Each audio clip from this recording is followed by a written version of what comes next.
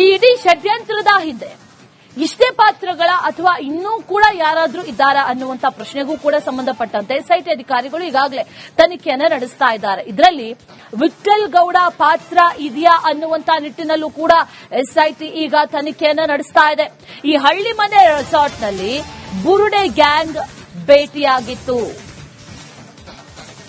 ಈ ರೆಸಾರ್ಟ್ ಬಗ್ಗೆ ಕೇಳಿರಬಹುದು. ಮಟ್ಟಣ್ಣನವರ್ ಜಯಂತ್ ಭೇಟಿ ಮಾಡಿದಂತ ವಿಠಲ್ ಗೌಡ, ಸೌಜನ್ಯ ಮಾವ, ಇವರು ಮಟ್ಟಣ್ಣನವರ್ ಮತ್ತು ಜಯಂತನ್ನ ಭೇಟಿಯಾಗಿದ್ದಾರೆ. ಯಾವಾಗ ಉತ್ಖನನ ನಡೆಸೋದಕ್ಕೂ ಮೊದಲು ವಿಠಲ್ ಗೌಡ ಜೊತೆಯಲ್ಲಿ ಇಬ್ರು ಕೂಡ ಮೀಟಿಂಗ್ ಮಾಡ್ತಾರೆ. ಚಿನ್ನಯ್ಯನನ್ನ ಕಾರಿನಲ್ಲಿ ವಿಠಲ್ ಗೌಡ ಕರೆದುಕೊಂಡು ಹೋಗಿದ್ರು. ಧರ್ಮಸ್ಥಳದಲ್ಲಿ ಚಿನ್ನಯ್ಯ ಸುತ್ತಾಡಿದ್ದ. ವಿಠಲ್ ಗೌಡ ಪಕ್ಕಾ ಸಾಕ್ಷಿಯನ್ನ ಮುಂದಿಟ್ಕೊಂಡು ಈಗ ಎಸ್ಐಟಿ ಡ್ರಿಲ್ ನಡೆಸಿದೆ. ನಿನ್ನೆ ತಡರಾತ್ರಿಯವರೆಗೂ ಕೂಡ ವಿಠಲ್ ಗೌಡ ವಿಚಾರಣೆ ನಡೆಯಿತು. ವಿಠಲ್ ಗೌಡನನ್ನ ಯಾಕೆ ಕರೆಸಿದ್ರು, ಈ ಪ್ರಕರಣಕ್ಕೂ ವಿಠಲ್ ಗೌಡಗೂ ಏನ್ ಸಂಬಂಧ ಅನ್ನುವಂತ ಪ್ರಶ್ನೆಗಳು ಆರಂಭದಲ್ಲಿ ಇವರನ್ನ ಕರೆಸಿಕೊಂಡಾಗ ಕಾಡ್ತಾ ಇತ್ತು. ಆನಂತರ ಗೊತ್ತಾಗ್ತಾ ಇರೋದು ಒಂದಷ್ಟು ಎಸ್ಟಾಬ್ಲಿಷ್ಡ್ ಕನೆಕ್ಷನ್ಸ್ ಇದೆ ಅನ್ನುವಂಥದ್ದು.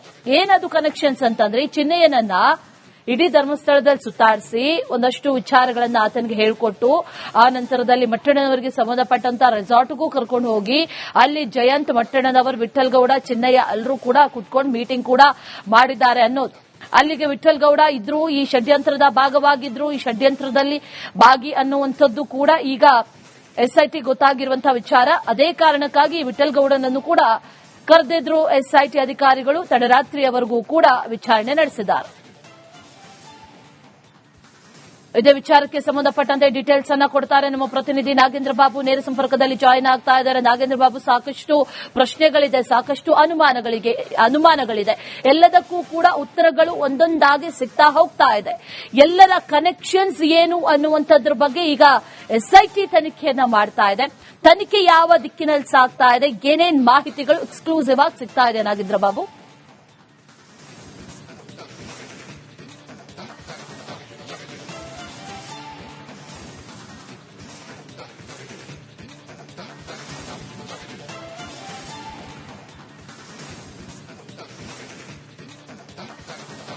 ಅಶ್ವಿನಿ, ನೋಡಿ, ಧರ್ಮಸ್ಥಳದ ಸುತ್ತಮುತ್ತ ನೂರಾರು ಶವಗಳನ್ನ ಹೊತ್ತಿಟ್ಟಿದ್ದೀನಿ ಅಂತ ಹೇಳಿಕೊಂಡು ಬಂದಂತಹ ಚಿನ್ನಯ್ಯ ತಾನಾಗೆ ಸತ್ಯವನ್ನು ಒಪ್ಪಿಕೊಂಡು ತಾನು ಹೇಳಿದೆಲ್ಲವೂ ಕೂಡ ಸುಳ್ಳು ಅಂತ ಹೇಳಿ ಅರೆಸ್ಟ್ ಆದ ಬಳಿಕ ಆತ ಕಸ್ಟಡಿಯಲ್ಲಿ ವಿಚಾರಣೆ ಸಂದರ್ಭದಲ್ಲಿ ಸಾಕಷ್ಟು ಮಾಹಿತಿಗಳನ್ನ ಆತ ಎಸ್ಐಟಿ ತನಿಖಾ ತಂಡದ ಮುಂದೆ ಬಾಯ್ಬಿಟ್ಟಿರ್ತಾನೆ.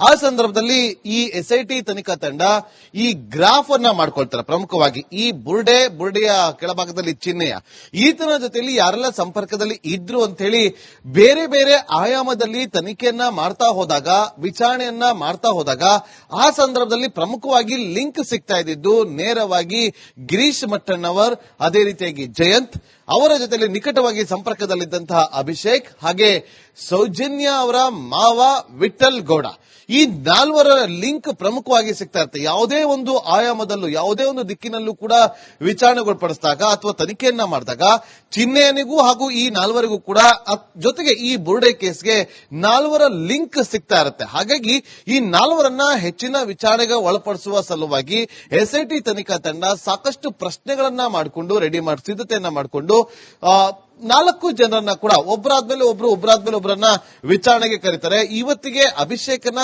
ವಿಚಾರಣೆ ನಡೆದ್ರೆ 4ನೇ ದಿನಕ್ಕೆ ಆಗುತ್ತೆ, ಜಯಂತದ್ದು 3ನೇ ದಿನ ಆಗುತ್ತೆ, ಗಿರೀಶ್ ಮಟ್ಟಣ್ಣವರು ಹಾಗೆ ವಿಠಲ್ ಗೌಡ ಇವರಿಬ್ಬರದ್ದು ಕೂಡ 2ನೇ ದಿನ ಆಗುತ್ತೆ.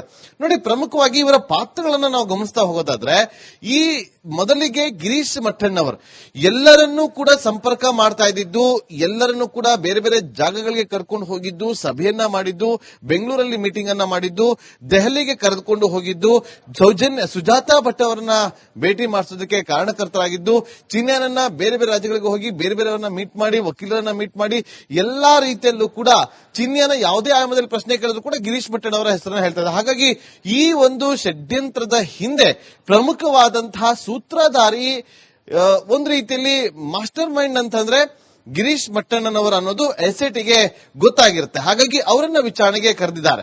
ಮತ್ತೊಂದು ಕಡೆ ಜಯಂತ್ನ ಪಾತ್ರ ಏನು ಇಲ್ಲಿ?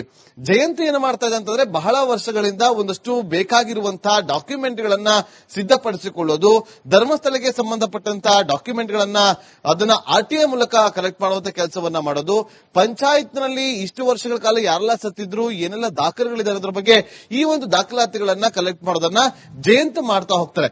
ಜಯಂತ್ ಯಾರ ನಿರ್ದೇಶನದ ಮೇರೆಗೆ ಮಾಡ್ತಾ ಇದ್ರು ಅಂತಂದ್ರೆ, ಗಿರೀಶ್ ಮಟ್ಟಣ್ಣವರ ಜೊತೆಯಲ್ಲಿ ಸೇರಿಕೊಂಡು ಅವರು ಮಾಡ್ತಾ ಇದ್ರು ಅನ್ನೋ ಮಾಹಿತಿಯನ್ನ ಒಂದಷ್ಟು ಕಲೆ ಹಾಕಿದಂತ SIT.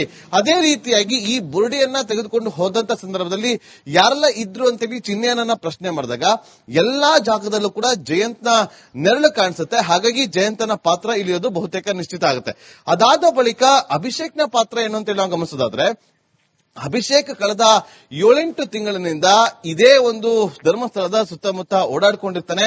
ಗಿರೀಶ್ ಮಟ್ಟಣ್ಣವರು ಹೇಳಿದಂತೆ ಈ ಅಭಿಷೇಕ್ ಸುಜಾತಾ ಭಟ್ ಅವರನ್ನ ಕಾಂಟ್ಯಾಕ್ಟ್ ಮಾಡಿ ಅವರನ್ನ ಇಲ್ಲಿಗೆ ಕರೆದುಕೊಂಡು ಬರುವಂತ ಕೆಲಸವನ್ನ ಈ ಅಭಿಷೇಕ್ ಮಾಡ್ತಾ ಇರ್ತಾನೆ. ಜೊತೆಗೆ ಈ ಟೀಮ್ ಎಲ್ಲೇ ಹೋದ್ರೂ ಅಲ್ಲಿಗೆ ಹೋಗಿ ಈತ ವಿಡಿಯೋಗಳನ್ನ ಕೂಡ ಮಾಡ್ತಾ ಇದ್ದ. ಈತ ತಗ್ಲಾಕೊಳ್ಳೋದಕ್ಕೆ ಪ್ರಮುಖವಾದಂತ ಕಾರಣ, 2 ತಿಂಗಳ ಹಿಂದೆ ತನ್ನದೇ ಯೂಟ್ಯೂಬ್ ಚಾನೆಲ್ ನಲ್ಲಿ ಒಂದು ವಿಡಿಯೋವನ್ನ ಅಪ್ಲೋಡ್ ಮಾಡಿದ್ದ. ಒಂದು ಅಜ್ಞಾತ ಸ್ಥಳಕ್ಕೆ, ಒಂದು ಯಾರಿಗೂ ಗೊತ್ತಿಲ್ಲದಂತಹ ಒಂದು ಹೆಸರನ್ನ ಹೇಳದೆ ಒಂದು ಅರಣ್ಯ ಪ್ರದೇಶದಲ್ಲಿ ಸಾಕಷ್ಟು ಹುಡುಕಾಟವನ್ನ ಕೂಡ ನಡೆಸಿರ್ತಾರೆ.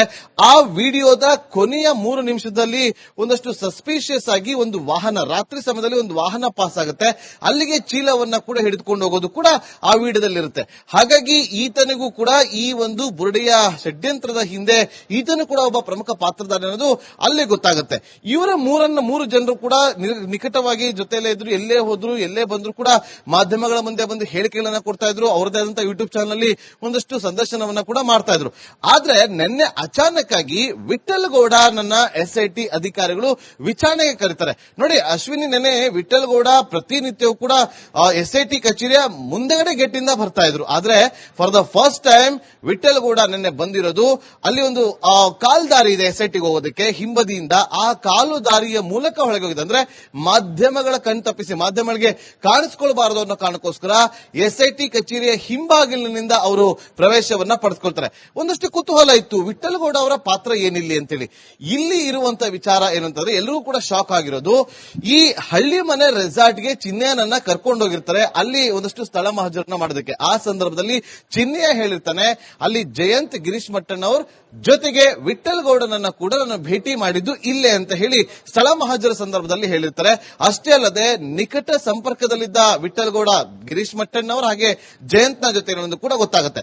ಅದಾದ ಬಳಿಕ ಈ ಒಂದು ಬುರುಡಿಯನ್ನ ತೆರೆದಕ್ಕಿಂತ ಮುಂಚೆ ಇದೇ ವಿಠಲ್ ಗೌಡ ಅವರು ತಮ್ಮದೇ ಆದಂತಹ ಕಾರಿನಲ್ಲಿ ರಾತ್ರಿ ಸಮಯದಲ್ಲಿ ಚಿನ್ನಯ್ಯನನ್ನ ಕೂರಿಸಿಕೊಂಡು ಧರ್ಮಸ್ಥಳದಲ್ಲಿ ಈಗ ಏನು 13 ಪಾಯಿಂಟ್ಗಳಂತ ಏನಾಯ್ತಲ್ಲ, ಆ ಎಲ್ಲಾ ಜಾಗಗಳಲ್ಲೂ ಕೂಡ ಸುತ್ತಾಡೋದಕ್ಕೆ, ಆ ಜಾಗಗಳ ಬಳಿ ಕರೆದುಕೊಂಡು ಹೋಗೋದಕ್ಕೆ ಇದೇ ವಿಠಲ್ ಗೌಡ ಅನ್ನೋದು ಚಿನ್ನಯ್ಯ ತನಿಖೆಯ ಸಂದರ್ಭದಲ್ಲಿ ಬಾಯ್ ಬಿಟ್ಟಿದ್ದ. ಹಾಗಾಗಿ ವಿಠಲ್ ಗೌಡನಿಗೂ ಕೂಡ ಇಲ್ಲಿ ಲಿಂಕ್ ಇರುವಂತದ್ದು. ಹಾಗಾಗಿ ಇದೆಲ್ಲದರ ಬಗ್ಗೆ ವಿಚಾರಣೆಗೊಳಪಡಿಸುವ ಸಲುವಾಗಿ 4 ಜನರನ್ನ SIT ಕಚೇರಿಯಲ್ಲಿ ಇರಿಸಿಕೊಂಡಿದ್ದಾರೆ. ತಡರಾತ್ರಿ ಅವರನ್ನ ಬಿಟ್ಟು ಕಳಿಸಿ ಮತ್ತೆ ವಾಪಸ್ ಕರೆಸಿಕೊಂಡಿದ್ದಾರೆ. ಮತ್ತೊಮ್ಮೆ ಇವತ್ತು 4 ವಿಚಾರಣೆ ಕೂಡ ನಡೆಯುತ್ತೆ. ಇದರ ಜೊತೆಯಲ್ಲಿ ಇನ್ನೊಬ್ಬರ ವಿಚಾರಣೆ ಕೂಡ ನಡೆದಿದೆ. ಅದು ಯಾರು ಅನ್ನೋದು ಮಾತ್ರ ಗೊತ್ತಾಗ್ತಿಲ್ಲ. ಅವರನ್ನ ವಿಚಾರಣೆ ಮುಗಿಸಿ ಕಳಿಸಿಕೊಟ್ಟಿದ್ದಾರೆ. ಅಶ್ವಿನಿ. ರೈಟ್, ನಾಗೇಂದ್ರ ಬಾಬು ಹಾಗೆ ಸಂಪರ್ಕದಲ್ಲಿ ಮುಂದಿನ ಭಾಗದಲ್ಲಿ ಮತ್ತಷ್ಟು ಡೀಟೇಲ್ಸ್ ಅನ್ನ ಪಡ್ಕೊಳ್ತೀನಿ.